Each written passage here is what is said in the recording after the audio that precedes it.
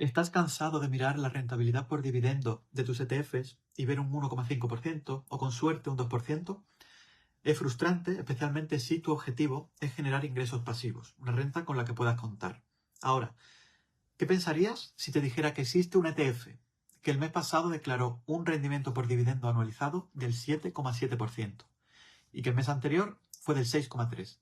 Y que hace unos meses llegó a declarar rendimientos anualizados del 11,9% e incluso del 15%.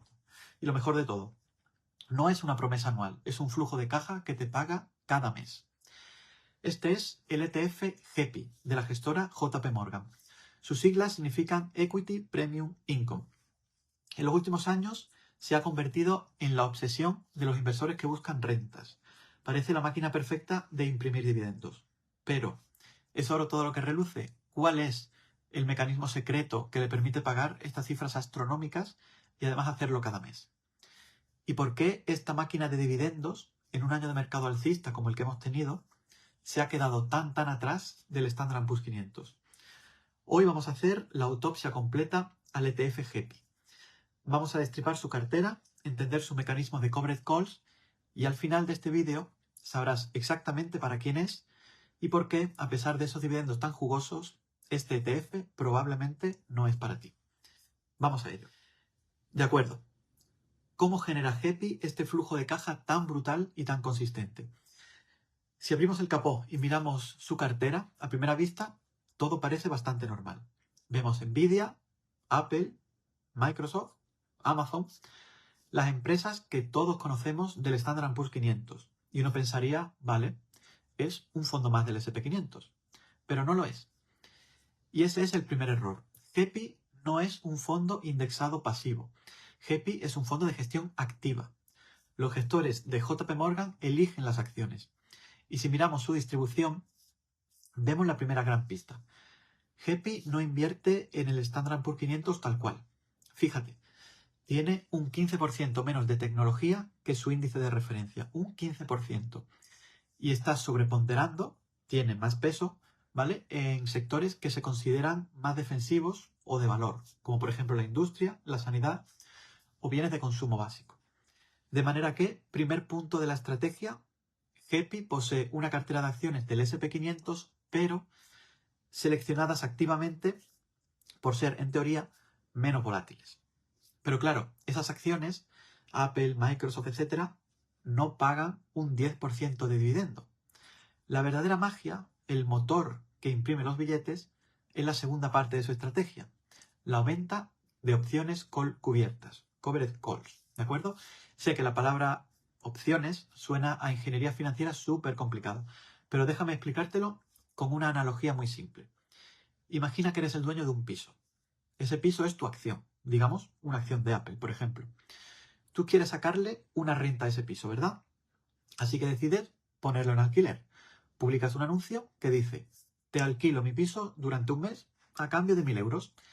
Ese dinero, la prima de alquiler, te lo pagan por adelantado.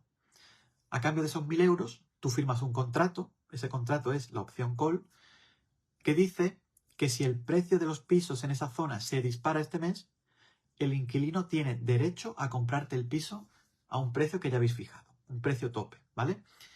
GEPI hace exactamente esto, pero a lo bestia, con sus acciones. Le dice al mercado: oye, te alquilo mis acciones de Apple. A cambio me pagas una prima, ¿vale? Que sería como el alquiler. Si Apple sube por encima de este precio tope, te la vendo. Si Apple no sube o si cae, perfecto, me quedo con la prima y me quedo con mis acciones de Apple. Técnicamente, GEPI no vende las opciones directamente, sino que invierte en unos instrumentos llamados ELNS, Equity Linked Notes, que hacen este trabajo por ellos, ¿vale? Pero el concepto es ese. GEPI es una máquina de alquilar sus acciones. Y esa prima, ese alquiler que cobra por adelantado, ese es el dividendo gigante que te paga a ti cada mes.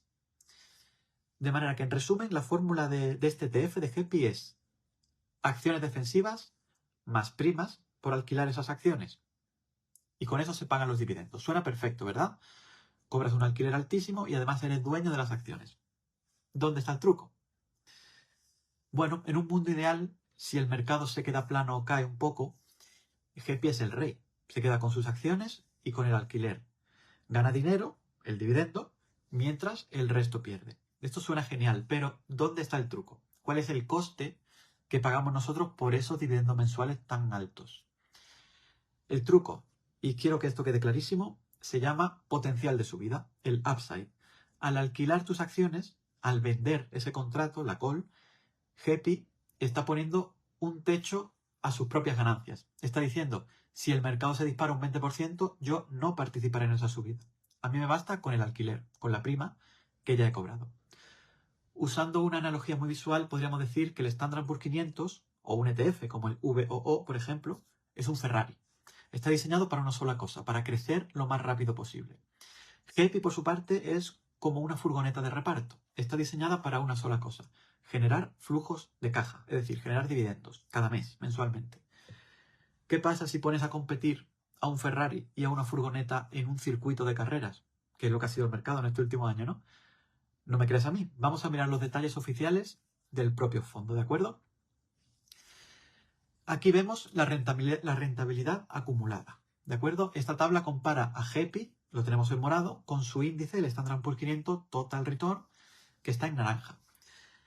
Fíjate en esta línea, un año. En el último año, hasta el 31 de octubre, el Standard Poor's 500, contando con sus dividendos, ha obtenido una rentabilidad total de un 20,98%. Ha sido un año espectacular.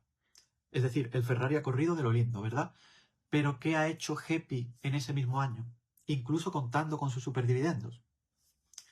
Como vemos, ha tenido una rentabilidad de un 5,34%. Muy por debajo. Pero esto no significa que GEPI sea malo. Es simplemente que su furgoneta no podía seguir al Ferrari. ¿Por qué? Porque cuando el Standard Poor's 500 empezó a dispararse, los contratos de alquiler de GEPI se ejecutaron. Tuvo que entregar sus acciones al precio tope que había fijado y por tanto se perdió toda esa subida espectacular que vino después. Renunció a más de un 13% de crecimiento a cambio de darte un flujo de caja mensual. De manera que has cambiado literalmente crecimiento por rentas. Has cambiado el Ferrari por la furgoneta de reparto. Y esto nos lleva directamente a una pregunta importantísima. ¿Para quién es esta furgoneta? ¿Para quién es GEPI? Y para quién definitivamente no lo es, que es todavía más importante. Voy a ser muy directo. GEPI probablemente no es para ti. Si tienes 20 años, 30, 40 o 50, si estás en fase de acumulación, es decir, si tu objetivo principal es hacer crecer tu patrimonio lo máximo posible para el futuro, GEPI es una mala idea. En tu fase lo que necesitas es el Ferrari, necesitas el retorno total, necesitas ese más 21% que te dio el Standard Poor's 500.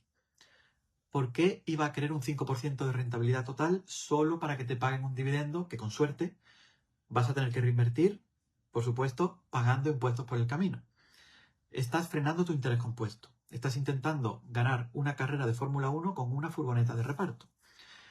Para el 90% de los inversores que están acumulando, un simple ETF indexado al SP500 o al MSCI World es una herramienta infinitamente más potente. Entonces, ¿quién compra GEPI? ¿Es una pérdida de tiempo o es una pérdida de dinero? En absoluto, no lo es. Es una herramienta fantástica, pero para un público muy concreto. GEPI es un instrumento o una herramienta para la fase de distribución. Es para esa persona, digamos, por ejemplo, de 65 años aproximadamente, no tiene que ser exactamente así, ¿vale? Quizá para una persona que ya esté jubilada, o es para alguien que ya haya acumulado un gran capital. ¿Qué te digo yo? Medio millón, un millón, lo que sea. Y su objetivo ya no es crecer, su objetivo es vivir de sus inversiones. Idealmente, por supuesto, sin tener que vender su capital. Esa persona no quiere el Ferrari. No le importa si el SP500 sube un 20, un 30 o un 500. Le da igual. Esa persona lo que quiere es, con esas rentas, pagar la factura de la luz y la compra del supermercado del mes que viene. Por lo tanto, lo que esa persona quiere es la furgoneta de reparto. Prefiere que su capital, el precio del ETF, se mantenga relativamente estable y que la furgoneta le escupa un 7, un 8 o un 10% de flujo de caja, de efectivo, de cash, cada mes para pagar sus facturas y para hacer su vida. GEPI es una máquina de generar flujo de caja, pero no es una máquina de crecimiento, en absoluto. Y el problema es que mucha gente en fase de acumulación ve esos dividendos gigantes y pueden caer en la trampa sin entender el crecimiento al que están renunciando por el camino. Y antes de terminar, vamos a hablar de su comisión. GEPI tiene una comisión, unos gastos corrientes, un TER, del 0,35% anual. ¿Esto qué es? ¿Es caro? ¿Es barato? Bueno, depende. Si lo comparamos con un ETF indexado al SP500 que te puede costar un 0,07%, pues sí, es 5 veces más caro. Pero recuerda, esto no es un fondo indexado pasivo. Esto es un fondo de gestión activa que utiliza derivados financieros, esas opciones cubiertas de las que te hablé al principio del vídeo, y lo hace para generar rentas. Y para ese nivel de gestión tan complejo, un 0,35% es de hecho, o a mí me lo parece al menos, un precio bastante razonable. Pero aquí está la cuestión que yo considero que es la más importante de todas. La comisión del 0,35 no es el verdadero coste de GEPI. El verdadero coste, el coste oculto, es el coste de oportunidad. Es ese 13% de decrecimiento, como vimos en el gráfico, que nos dejamos sobre la mesa el año pasado por cambiar nuestro Ferrari por una furgoneta de reparto. De manera que mi opinión final sobre GEPI es esta. Es una herramienta financiera estupenda. Es una pieza de ingeniería muy inteligente, pero que está siendo usada, en mi opinión, en muchos casos por la gente equivocada. Los inversores jóvenes en fase de acumulación están cayendo en la trampa del dividendo. Están siendo seducidos por ese flujo de caja sin entender que están sacrificando lo más importante que tienen en ese momento, el tiempo y el poder del interés compuesto. De manera que yo os diría, no cojáis la furgoneta cuando todavía podéis y debéis conducir el Ferrari. Una vez dicho esto, me encantaría saber tu opinión. ¿Conocías este ETF? ¿Conocías GEPI? ¿Habías oído hablar de sus dividendos astronómicos? ¿Alguno de vosotros lo tiene en cartera?